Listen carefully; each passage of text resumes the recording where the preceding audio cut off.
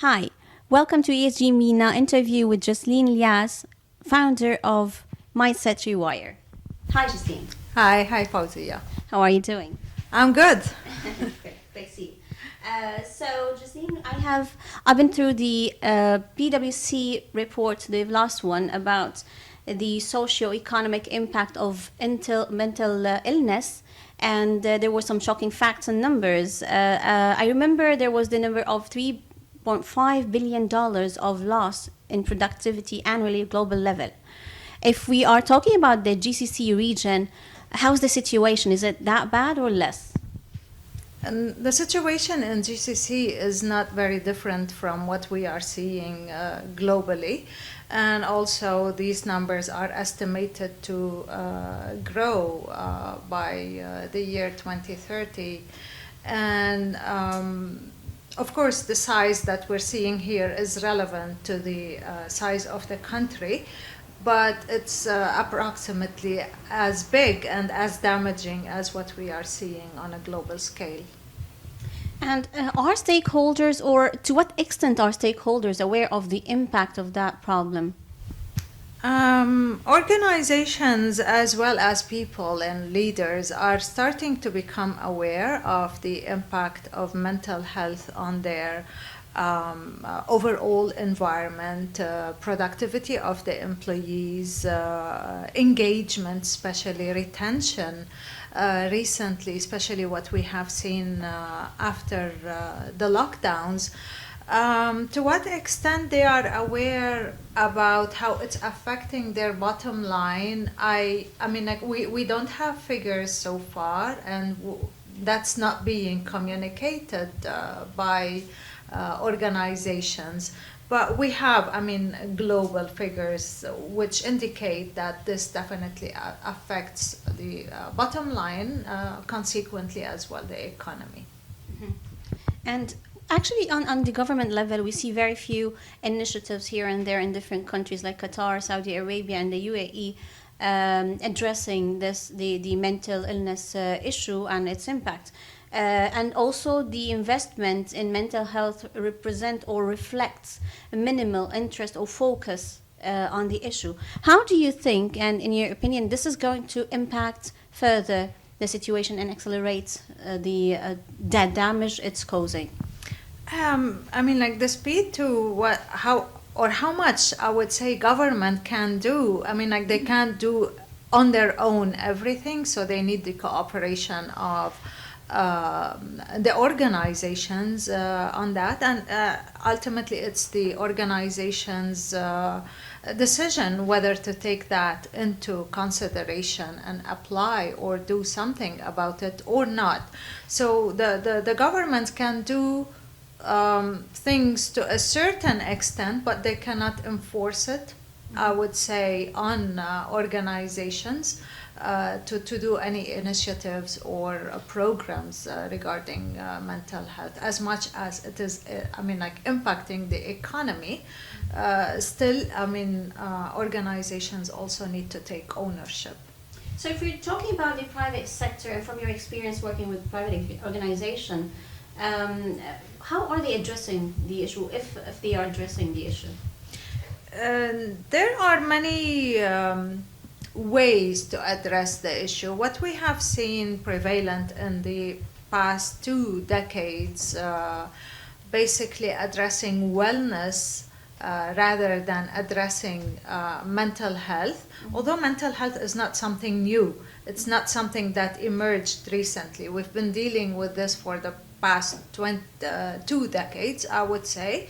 But the most common initiatives that have been done with organizations were more related to exercise, eating healthy, which are important. Recently, we've seen the prevalence of mindfulness or meditation or even yoga. So we have so many tools or things that organizations. But I think with the results that we are seeing today, we know that these are not enough to to curb the size of the issue or the issue itself. Those are important pillars of our well-being, but they are not the root cause of what is causing mental health issues nowadays. I agree. One of the problems and challenges in the matter is that some people do not communicate mental illnesses, and that is because, of course, the stigma, and also because of lack of awareness of the importance of communicating, or whether they do have, some people don't have an idea that this is an issue that they need to tackle seriously. So what could be done about that? The problem as we see it today, and like with the stigma, as it's growing rather than it's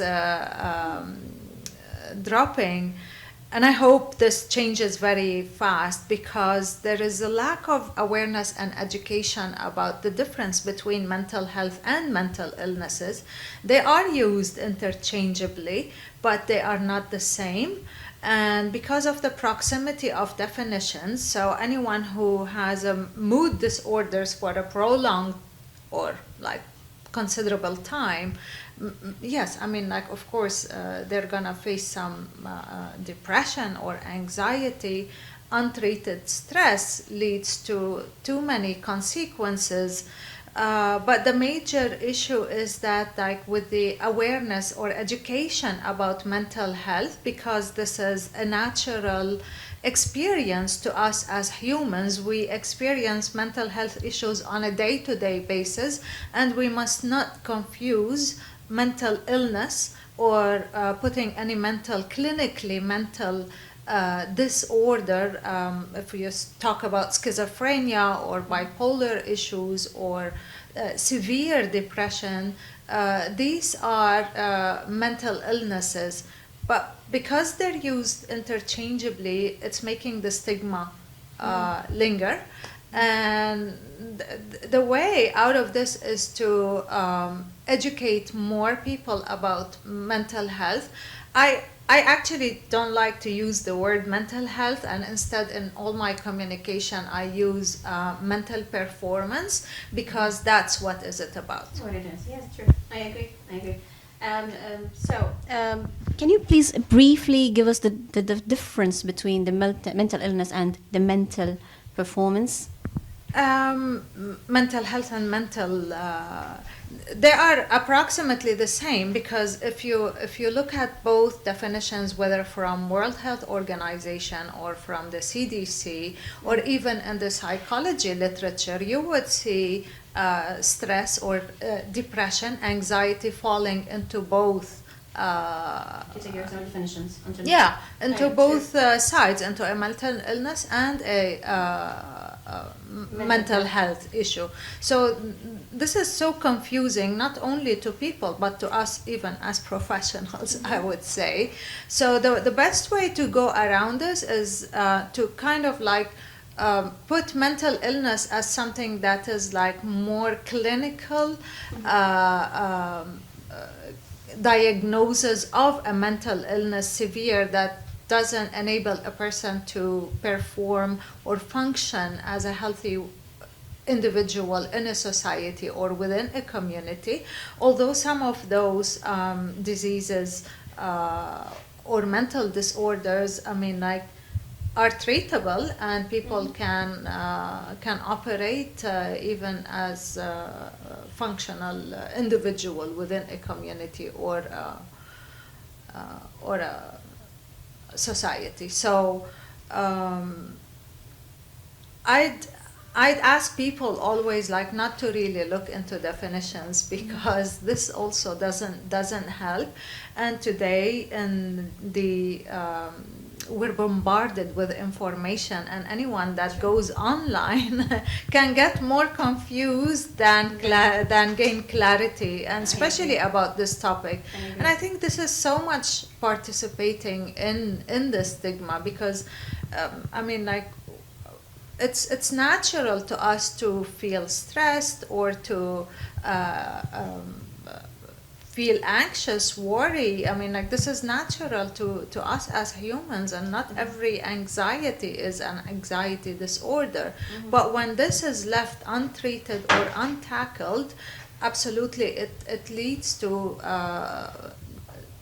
severe results or outcomes. I see.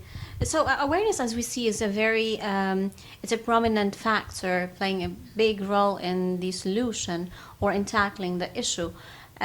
Who should lead the awareness? Whose responsibility is that? Everyone can take ownership and responsibility about this, but I think it can get also as confusing as it can get, especially with the load of information that we are seeing around. Today, everyone, even who does just exercise, or let's say bodybuilding coach, talks about mental health and tackles it from that perspective. While there is so much awareness and education that needs to take place on that on a personal level as well as on an organizational level, because it's not limited to whether we eat healthy or whether we think positively or those generic. It's the ability to cultivate, to help people, empower them to cultivate the tools that they can use themselves so that they can manage what's going on in their minds beyond this formula of positive negative thinking, which I also believe have participated a lot in this polarized thinking and leading people into higher level of stresses, depression, disappointment, all sorts of emotional overwhelm. I mean, we've been bombarded recently with positive thinking and happiness, which are not grounded in reality. I agree. Yes. So if you're talking about the organizational level and looking at the employees, what are the most common, let's say, business environment-induced mental illnesses? I mean, the mental illnesses that are because of the business environment. High pressure, burnout, working for long hours. Absolutely, these are the main issue that contribute to mental illnesses. And we know from lots of reports that stress at work is the leading cause for mental health issues. We used to see, we've normalized stress for a long time, I believe, and especially in organizations. Not only they normalized it, it was kind of glorified as a badge of success. I work under pressure.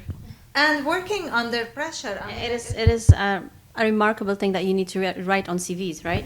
Exactly. And it was I was thinking, I mean, how that used to be in job advertisements, are you able to work under pressure?